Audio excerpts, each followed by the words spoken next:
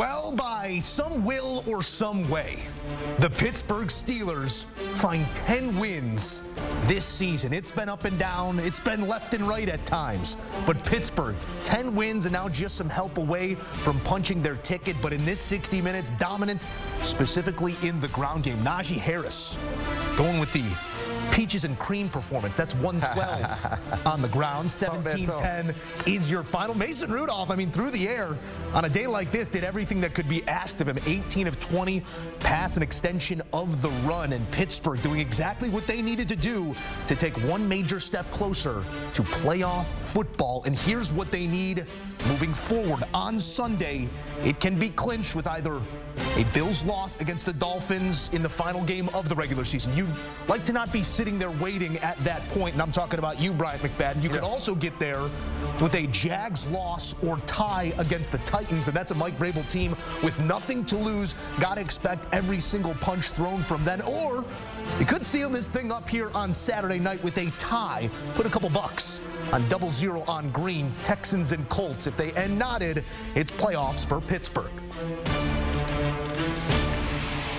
The two-time Super Bowl champ in black and yellow, Bryant McFadden, here to offer his thoughts on another 10-win season. I mean, we'll get big picture, but let's talk about this game.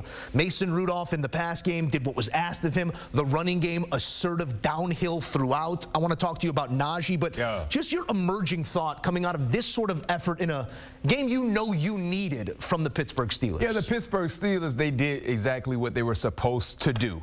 Finding ways to win. I understand people will say, well, you played against a lot of backups. Who cares? It's the National Football League, and oftentimes, especially this year, when you think you know, you don't know. the season has been so unpredictable with teams losing to teams they're supposed to win, especially you talk about a game within the division under those weather conditions. I mean, Mason the Great Rudolph, once again, he wasn't at his best through spots in this ball game, but he showed the ability to be cool, calm, and collected, and just dialing up and making things happen when given the opportunity. So shots out to Mason Rudolph once again. This was a third down play. If you look at the play design, he actually had Allen Robinson right there open for the third and four conversion. But yet and still he was able to manipulate the safeties with his eyes and hit Deontay Johnson with a straight dime, and the rest was history. I mean, dry ball coming out of the quarter, a perfect time to take that shot for Mason. And as you said,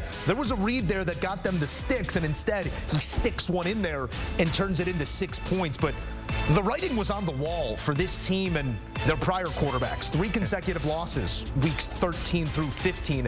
And they finished the season with 3 consecutive wins. And it comes much to the thanks of this man and Mason Rudolph. He's only had 3 starts. We knew it wasn't going to be the 300-plus yards or the 30-plus points that we've seen under Mason Rudolph these prior 2 weeks. That was due to the weather in this one. But you have a quarterback that a team is playing confidently around and a running game that has complemented that quarterback. Najee Harris in this game, 112 on the ground. He's gone for 104 yards per game his last 3 games, and this was a running game that had next to nothing in the middle of that season. This has been a renaissance of sorts coming home here for Najee. Where have you seen the biggest difference in him? Offensive line play. Of course, Najee, individually speaking, he's really been doing an exceptional job. Positive yards falling forward. But the offensive line play has improved dramatically for guys like Najee Harris and Jalen Warren. And because of that, their running game over the last few weeks has been outstanding, regardless of the defense they're going against. So Najee, he had a touchdown today. I think this was his best season when you talk about scoring touchdowns. 8 touchdowns on the year, over 1,000 yards once again. I mean, quietly, he's been super productive, and a lot of his production happened over the last 5 or 6 weeks. When you talk about the surges of offensive production that we witnessed, because if you go back and look at the month of September, October, I mean, this was an offense that did not have a pulse at all. They fired Matt Canada. Kenny got injured. The quarterback carousel, Trubisky, and now Mason Rudolph. And yet and still, Najee Harris has been an outstanding, productive player, especially you look at the middle part of November, going through the entire part of December, and now early in January. He's been one of the biggest parts of the effort that's gotten this team back on the precipice of the playoffs. Another big part of it, the defense and TJ Watt. Not all good in this one, but initial reports have come back about as good as you could hope for. They're calling it a sprained MCL initially here. TJ even wanted to come back in the game, but the Steelers training staff would not allow it. So moving forward, hopeful that if there is playoff football, that TJ Watt will be there for Pittsburgh. And what season it's been again. 19 sacks. Unless somebody does something really special on Sunday, likely to lead the league for the 3rd time in his career. Nobody's ever led the league 3 different seasons in sacks, but that's exactly the sort of dominance that TJ Watt has established. And you know what it means to play defense, play that side of the ball for this team. I mean, we're hoping that there is playoff football, and we are hoping that TJ Watt is there for that. But this defense, how does it change without him if that is the case? Well, you don't have one of the best playmakers defensively when it comes to sacking the quarterback in the National Football League. He is the heartbeat for the defense, and you know when you're playing against the Pittsburgh Steelers, you have to know and account for 90. You have to know where he is, because if he gets one-on-one opportunities, he's going to win those set opportunities more than none, and he jump starts the initial pass rushing ability for the Pittsburgh Steelers. But the one luxury the Pittsburgh Steelers have is the depth at the outside linebacker position.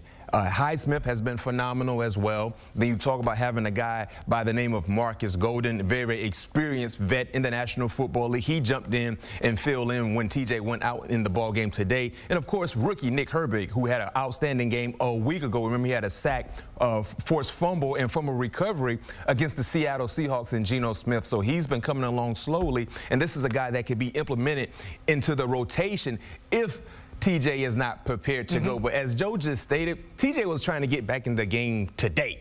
They had to, we had to take his helmet because he was trying to get back into the game. So hopefully this injury isn't severe, and if they're able to get into postseason, into the tournament next week, he would be ready to go. And that's what that resume needs. That's what that man wants, is playoff football and wins in the playoffs. There's so much unknown as we work our way through Week 18, and the situation is going to be what it's going to be. You've controlled what you can control if you're Pittsburgh. What we do know is that the 1 seed was on the other side of this ball game. A lot of their ones not active for this one, including the likely MVP in Lamar Jackson, Snoop Huntley doing what he did. But, you know, this isn't tape that you take away if you're preparing for what's ahead of you. You do have the bye coming up ahead of you. It's going to be 20 days of no live bullets for Lamar Jackson between his last snap and his next one. I mean, 20 at least if they get slotted on a Monday. Could be 22 days, excuse me, between games for Lamar. What do these next 13 or so some odd days look like for the Baltimore Ravens? How do you prepare?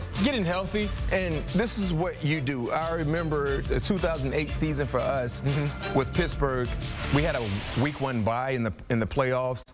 Not knowing exactly who we were going to play, so we just started double watching. And what is double watching, B-Mac? We're watching 2 teams because we don't know exactly who we're going to play. So just to kind of get the early prep going, we're going to watch 2 potential teams that we have the likelihood of playing.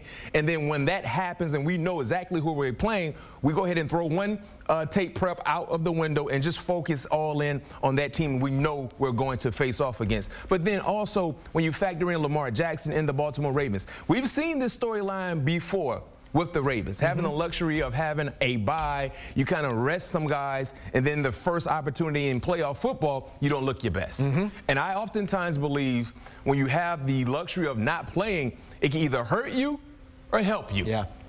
We have to wait and see, but like I said, in recent history, we've seen the Baltimore Ravens have this luxury at their disposal and not really taking advantage of that said luxury. But I believe Coach Harbaugh, knowing that he's been through this rodeo before, will have a game plan in place this week, with this being the bye week, getting guys healthy, early prep, getting going, and understanding when it's the second round, it's time to go to battle. Maybe you take a quiet moment in the next couple of days. You flip on that divisional round from 2019. Lamar, 2 interceptions, 1 fumble, 12 points in a season that came to an abrupt end against Tennessee. Tennessee Titans. I don't see a similar fate this season. We will see how it all looks, but we will have to wait a couple weeks until we see these Ravens again. Mac, thank you.